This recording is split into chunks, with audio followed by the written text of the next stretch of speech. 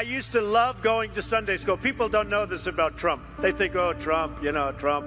But the truth is, I went to Sunday school, and I loved going to Sunday school. And I did for years, and I learned a lot. And I learned about God, and that was probably the greatest thing I've ever learned. Forget all the business stuff. My father was a worker, and he loved to work. He'd work on Saturdays, he'd work on Sundays. He just liked it.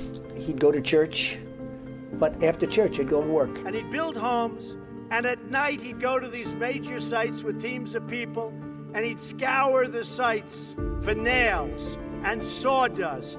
I was no different when I was 20 years old, believe me. I wanted to be successful. I wanted to get out of Brooklyn. I said, Pop, I love you, but I want to get out of Brooklyn. I love Brooklyn, but I want to get out. My father was a builder in Brooklyn and Queens. He built moderate income housing and some low income housing. He was really good at what he did. He was a real professional. And I learned a lot just sitting at his knee, listening to him from the time I grew up. And I just learned a lot about negotiating. I learned a lot about building. And he built, some really good stuff. He built some jobs out in Brooklyn and Queens, out in the boroughs of New York, for low and moderate income people. And, he did a really good job at what he did. He just loved it. And I think more than anything else, not because of what he taught me lots of different things, but I watched him be a happy man and work until he was literally 93. He was 93 years old when he died. If I give you one message to hold in your hearts today, it's this: never, ever give up. There'll be times in your life you'll want to quit, you'll want to go home. When your story goes from here, it will be defined by your vision, your perseverance, and your grit. It's called the road less traveled. I know that each of you will be a warrior for the truth. I had a brother, Fred, who was sadly an alcoholic, a serious alcoholic. He was much older. He was 10 years older than me, 11 years older than me, and he was as good-looking a guy as you've ever seen. He had everything going, the best personality. I have a bad personality compared to Fred, but he started drinking, and he also smoked a lot, and I didn't like seeing that. I think it started in college, frankly, but it got progressively worse. And he was really unable to stop, and he'd always tell me, don't you ever drink, and don't you ever smoke. He'd add the smoking in because he smoked and he drank. And it hugely affected his health and hugely affected even his look.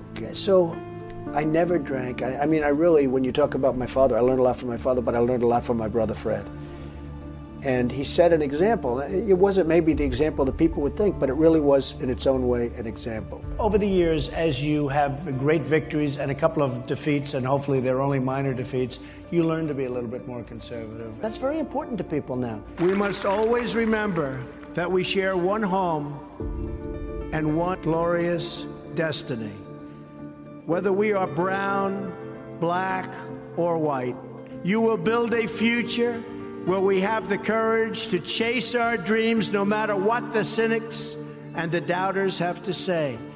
You will have the confidence to speak the hopes in your hearts and to express the love that stirs your souls. No one is ever going to stop you from practicing your faith or from preaching what's in your heart. And dream big and bold and daring. We have to do that.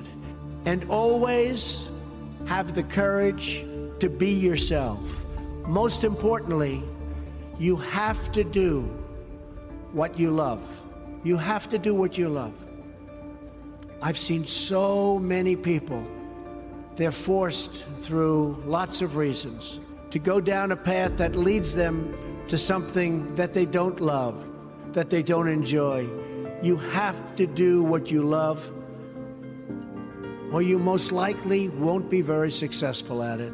I was blessed to have smart children. They did well in school, they got good marks, they didn't have problems. But a lot of that was early upbringing. I'd always say to them, no drugs, no alcohol, no cigarettes. I'd just drive them crazy. I'd say every time they'd leave, no drugs, no alcohol, no cigarettes, repeat after me. But I drum it into their heads. And you have to get back, you have to get through those artificial barriers. I call them artificial barriers because you can do something about it until it's too late. Once it's in your system, it's very hard to stop. Like, I don't drink, and it's very easy for me not to drink. I tell people, what are you drinking for? What are you drinking for? You have to have an ability to handle pressure, because no matter how successful you are, I have many, many friends and enemies, a lot of enemies too, I don't care. You have to remember, it doesn't matter. God matters, your family matters. You've got to be able to sort of say to yourself, nothing matters that much other than the real big deals. Remember your duty, honor your history, take care of the people God put into your life. Always have passion. You've got to have passion for your family, for your life, for your...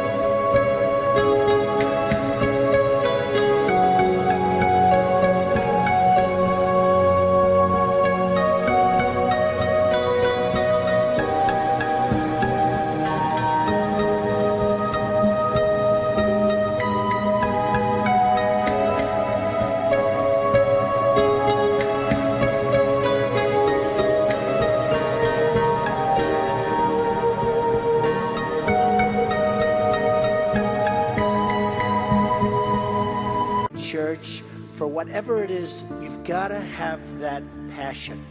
You've got to just love it. They said there is no path to victory for Donald Trump. They forgot about the forgotten people. By the way, they're not forgetting about the forgotten people anymore. They're going crazy trying to figure it out. But I told them, far too late. It's far too late. Your lives will have meaning and purpose and joy. You will become leaders, and you will inspire others to achieve the dreams they once thought were totally impossible. Things that you said could never, ever happen are already happening for you. I would always say to people, and I'd see people, and I'd say, you gotta love what you do. Because if you love what you do, you work harder. But when you do something that you love, you'll never fail. What you're going to do is give it a shot again and again and again. You're ultimately going to be successful. And remember this, you're not working. You learn to contribute to your communities, to take pride in your nation, and to seek out opportunities to serve. I enjoy doing it. If I didn't enjoy it, you couldn't do it. I mean, it would be physically impossible to do it. We dominate the sky. We dominate the sea. We dominate the land and space in pursuit of a much better world. And we're getting there. We're getting there faster than you think. That's truly what it's all about.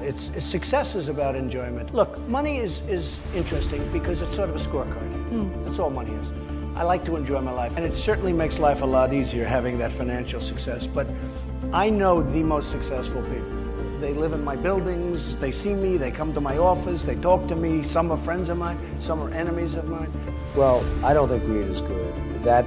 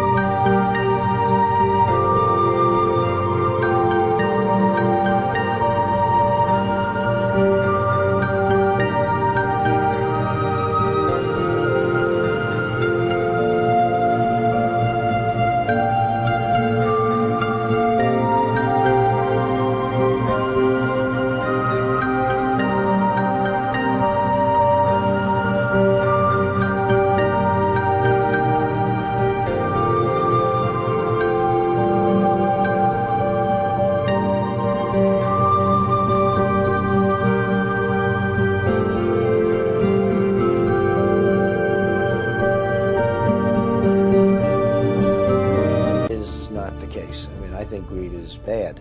I think that you have to enjoy what you're doing. If you enjoy what you're doing, it'll be successful, generally. If you don't enjoy what you're doing, it's almost never going to be successful. I know people that are incredibly successful economically, and they're miserable people. They're unhappy about every aspect of their life. I don't really consider them that successful. You can never be sure of anything, can you? The answer was something else. You have a lot of people that don't tell the truth. There is a certain advantage to having a certain degree of paranoia.